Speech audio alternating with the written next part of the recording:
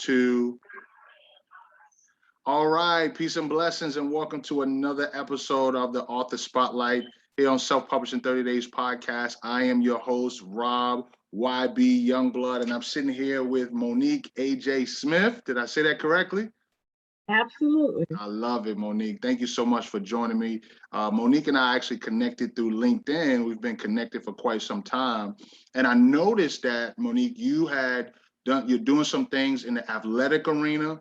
And I know you had published some things. So I said, why don't I get you on the podcast to kind of talk a little bit about that? You come from a different angle than many of the people that I interview. So I want to give you an opportunity, a space to promote the great things that you've got going on. You're a podcaster, you're a CEO, you're an educator, you've got a lot of great things going on. So Monique, please tell the audience here at Author Spotlight, Self-Publishing 30 Days podcast, tell us a little bit about yourself. Well, I'm a 30-year veteran of athletic administration. I was a student at Hampton University under sports information. I did my first internship with the Ciaa. Okay.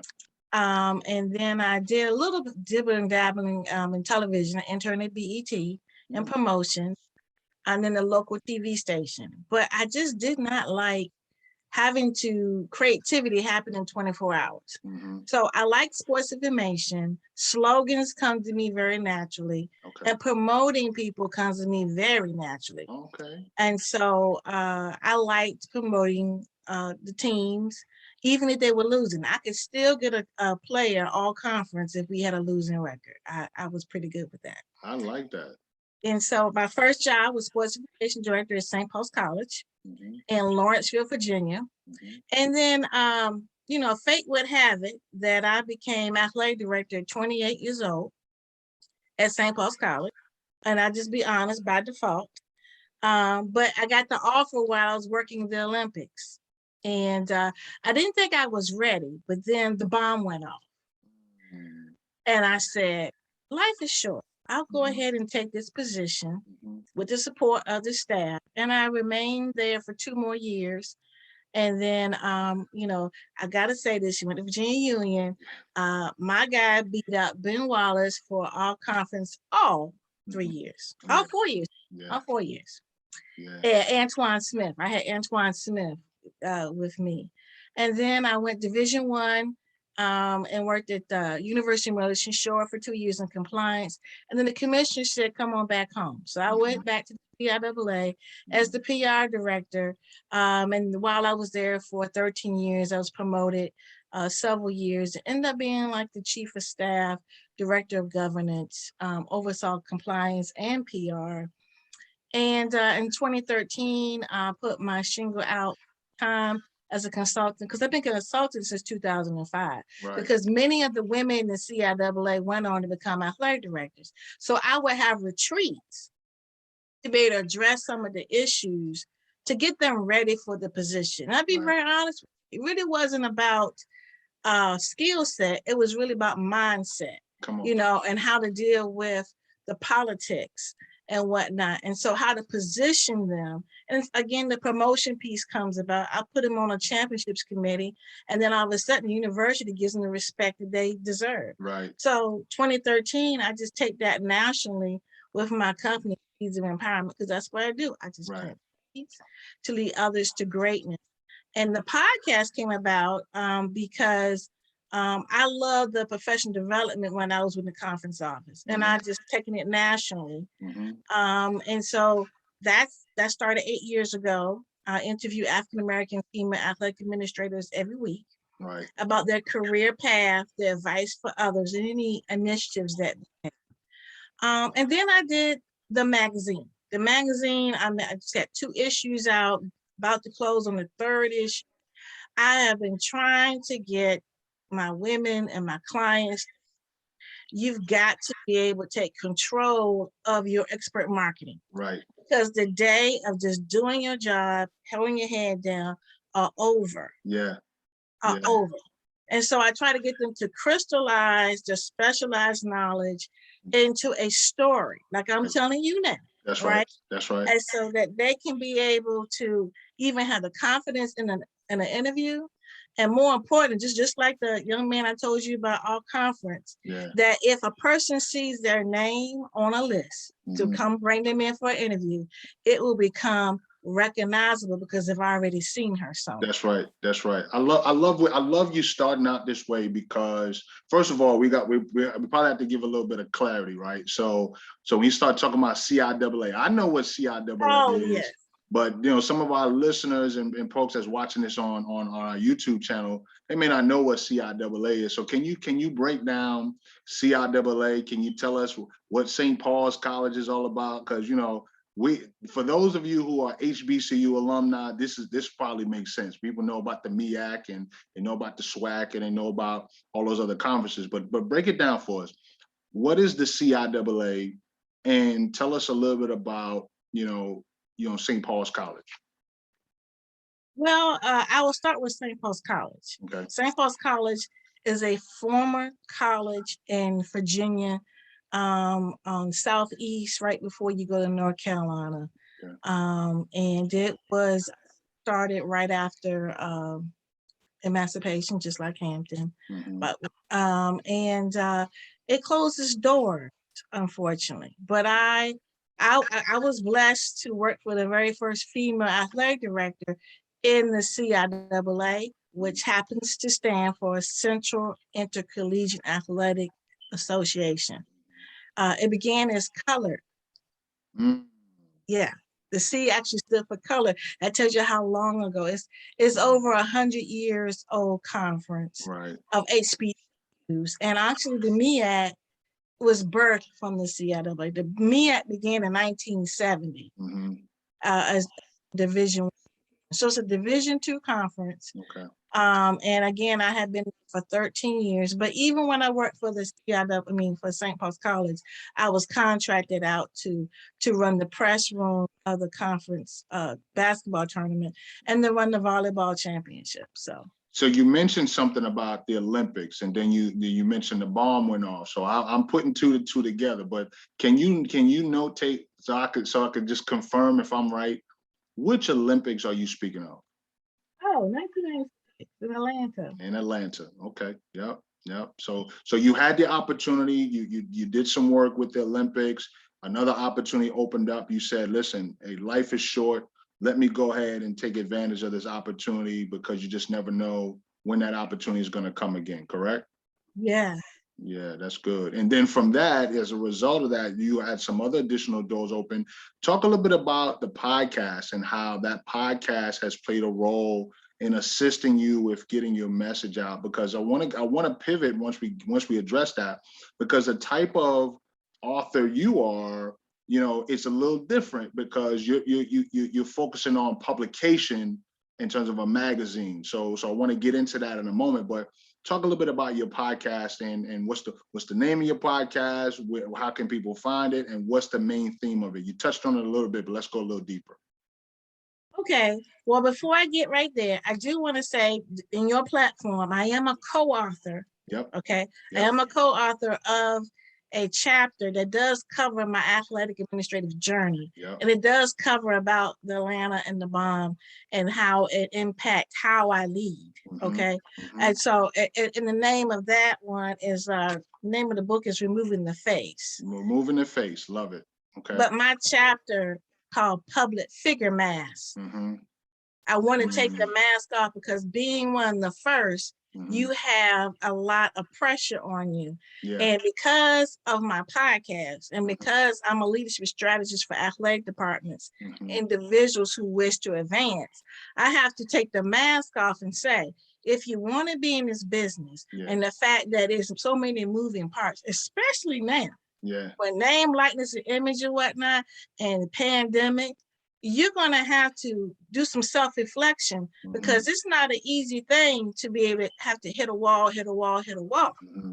And you have to learn how to perspective and see that wall as a door of opportunity. Yeah, that's and good. That's what I do as a consultant. That's good. So all of these say props or written pieces kind of funnel people down to my business, which is Seeds of Empowerment, consulting individually and for athletic department. Matter of fact, Delaware State just contracted me to do something next month with their coaches to help them with the new millennial player because of the portal situation. You know, how do you can't coach the way you used to coach? Right. The kid has to feel like you care about me more than the points I can put on the board. That's right. And That's so right. those are kind of things. So I'm a leader. I've been a leader since high school. I was SGA high school president. I've always spoke truth to power. It just so happens that my industry, I'm doing that in athletics. So tell us where you're from. You mentioned it before we got online. You gotta give your area a shout out, right? I know where you're from, but I need you to give your area a shout out. Hey, the Peanut District, Sussex Central High School. I'm from Waverly, Virginia, right up 460, right down there, lower down from Petersburg. And I was SGA president in high school. I was the scorekeeper in the 8th grade, been keeping scores ever since. And so I'm really blessed to be from a small town that, again, sports was very important to us, but it was more of, it brought the community, because when you're in a country, you got towns and towns, and it takes an hour to get to the high school. Follow me? So if you didn't have sports, you probably wouldn't see anybody in Jarrett and Stony Creek and all of that. But you got something to hold on to. Actually, I spoke at graduation a couple of years at Sussex Central, and I said we put our stamp on it. Put our stamp on it, put our paw on it, because when we put something, everybody just corrals behind it. And that's why I love sports, because society and sports are so important and how it drives things. And so that's why I'm in it. But I'll be honest with you, it has not been an easy trail for females. And so that's why I try to make sure my podcast is called A Chat in the Garden. Because I really want people to understand that growth is uncomfortable. But in order for you to get where you want to be, you've got to embrace that. I know it doesn't say athletics, but the tagline says significance, Chat in the Garden, where significance blooms in athletics and sports. Because it's a twofold. I want the women to know that when you say it, and you say it, then you know you're significant, because you continue to repeat the podcast. That's right. And then number two, when people are looking to have diversity in their pool, they come to me. And I say, okay, here they go. I just got paid by Pace University to provide them some candidates for their pool. So it all works. And I know where Pace is, because I'm originally from New York. Oh, okay. So I'm originally from New York, and one of these days I'll tell you my Pace story as it pertains to 9/11. So I'll share that story with you some other time. But so let's talk about your journey. So you came from Waverly, from Sussex, Virginia area. Went through your schooling, got to a point where you found your niche. How did you find yourself in the anthology? Because I'm familiar with co-author projects, right? So I'm a part of a co-author project that I did with a bunch of speakers from the Black Speakers Network. So very familiar with that. And that's what got me into saying that I'm an author. Talk a little bit about how you got into that project and the fact that you are an author because you co-authored a book project. Talk a little bit about that. Well, people always say to me, why don't you write a book, because my mother was a retired librarian. My father was an English teacher. Anything you want to give me a gift, you give me a book, or you give me a gift card for a book. That's just me. I mean, there are books all around this room. And so, and I'm always, one thing I can always people always say, what's the book you recommend? And I'm really big on leadership books. But oddly enough, I went to this conference called Changing Faces. And somehow or another, you know how you go to these conferences and they already got the idea of what they want to pitch you. Well, she broke me down. You follow me? She broke me down. And it's interesting. The reason why, I'm going to just be real transparent to give you the nitty gritty, because it does cover my athletic administrative journey. But, and that's why I say removing the face, because the pressure being the first, if you don't know how to address some pressures, it's gonna come back and hit you. And it hit me. I hit a wall literally and figuratively in like 2002. And I had to seek therapy. And that's one reason why I wrote the book, because I'm going like, I can see a lot of women who need therapy and they don't even know it, because depression for the high achiever looks different. And I said, if I can go ahead and tell them the truth, because here's the thing. After I went to therapy, my career soared. It wasn't like that was the end. Come on. You follow me? Come on. When we're able to tell, you know, and understand, because I went through, I'll be very honest, I went through, my boss died. The lady who hired me, very first one. So I'm in this thing all by myself, don't have the guidance. And then I went through a divorce, you know, and then, so even though I'm a high achiever, I'm not addressing, because in my world, we just keep moving. Right, you keep it going, yeah. Right, and so I can see a lot of it. And to be honest, I'm seeing the pandemic. Many women who thought they wanted the Division I position have decided that I'm going to find my significance and not society decide my success. And I'm so proud of them, because again, when you do that, then you are, because you're making it better for the next generation. So in my chapter, I talk about the tools that I say how to use. And then when I work with folks, they want me to help them get their next job, but I do the work, the mental work first. Right. And then I go like, okay, now let's talk about these skills. I love it. I love it. That's so needed. You know what I mean? That mindset part is 90% of the work. Because once you have the mindset, then everything else kind of opens up for you because of how you think. I love that. I love that. So let's talk a little bit about your publication. You know, how did that part of your publication come about? Who is it for? You know, let's go into that. Okay. Well, let me just say this. To get the book, you go to publicfiguremass.com. Got you. Publicfiguremass.com. Yeah. Now, I remember I was saying, I tell the women, you got to be able to expert marketing. So I have two programs. I have the Advanced Academy, which I help you get your next job or your first job, but I really prefer to get the seasoned individual. And usually already bitter. So I'm trying to get them the bitter to better. Something has happened. So I try to get that wall, make it into a door of opportunity. Right. So then the second group was the Speakers Bureau, right? How do you get your name out there, but you don't necessarily want a job? Like, let's say you want to be able to become a consultant, all right? Or be honest with you, what I'm trying to say is to become pink slip proof by having your consulting out there and get your name out there. So then if you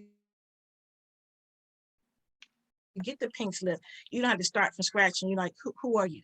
I couldn't get them to see it. I was like, okay, they're not getting this Speakers Bureau part. So I said, and I had actually, again, I had finished the book. And then the Boss Network asked me to write 3 blogs. Okay. I was like, oh, this is not hard. And I said, I like the blog because it has pictures versus a book. Because a book, I couldn't say names. I couldn't say Ciaa or St. Paul. Right. And I couldn't put pictures. And I was like, what if I just kept the same concept and made a magazine out of it? But again, I work with them to craft a story. I don't want to see 2 bios. You already get 350 words for your bio. But give me a story that makes it like, this is what I do that's specialized. This is the problem I solve. This is a policy I created, and this is what the results were. And I tell you, it worked. Like 2 of the women got a national award because, again, their name is out there. That's right. Another young lady, she was a sociologist. She taught in she studied sociology, but she worked at a university under just regular counseling, right? But because she's hanging around me, she's like, oh, I got athletes and da. So when she took the magazine and showed it to a supervisor and another person that was in it, she's the president of the Alliance of Social Workers for Sport. And they're like, can you do this certification for us at the university? That's elevation. I believe exposure equals elevation. Come on. So that is where it comes from. You know, I love the language you speak because one of my gifts is also promoting as well. So I feel like I'm talking to the female version of me. So thank you so much for this is a refreshing conversation. So now that you are where you are, what does the future hold for you, Monique? What is it that you're looking to accomplish, let's say, within the next 90 days, 6 months, a year? What does the future hold for you? What are you looking to accomplish next? Well, it's interesting you say that. So I'm an adjunct professor at Hampton University. I teach sports management courses. Shout out to the real HU. Yeah. Real HU. And I enjoy that part because both of them is my consulting and my teaching. I'm preparing the next generation. Right. And so I really would like to have a full-time position, in sports management and at a university to be able to continue this work. And then, again, to grow my advanced academy, to see more of the stories I was telling you about of people advancing based on their elevation from exposure. I love it. I love it. So as we're about to land the plane, I typically ask all of my guests this one important question, and that is, if my team and I were to fund your travel, say we were going to send you anywhere in the world to write your next book, where would you go? You're going to really be shocked when I tell you this. You ready? Go ahead, shoot it out. Yeah, shoot it out. Yeah. Coeur d'Alene, Idaho. Tell me why. Why is that? Well, again, I spent 13 years in the conference office. And so I attended a lot of NCAA meetings. Okay. And I just happened to attend a commissioner's meeting there. And it was the most beautiful place. And it was fall. It was fall. And my room was right in the middle of a yacht. Like I look out my window and there's a boat right there, like I could probably touch it. And so I was surrounded around water. And that was just such a relaxing situation. And I said, I've always said that was the most beautiful place of all my travels. And yeah. So say it one more time. Where would you go again? Coeur d'Alene. Coeur d'Alene. Idaho. Idaho. You know, yes. I'm gonna have to look that up. It's beautiful. It really is. Look that up. Well, that's good. So as we land the plane, as we bring this conversation to a close, where can people find your book? Because you mentioned it before, so let us know again. Where can people find you, and how can people get their hands on your magazine and podcast? How can people get access to you?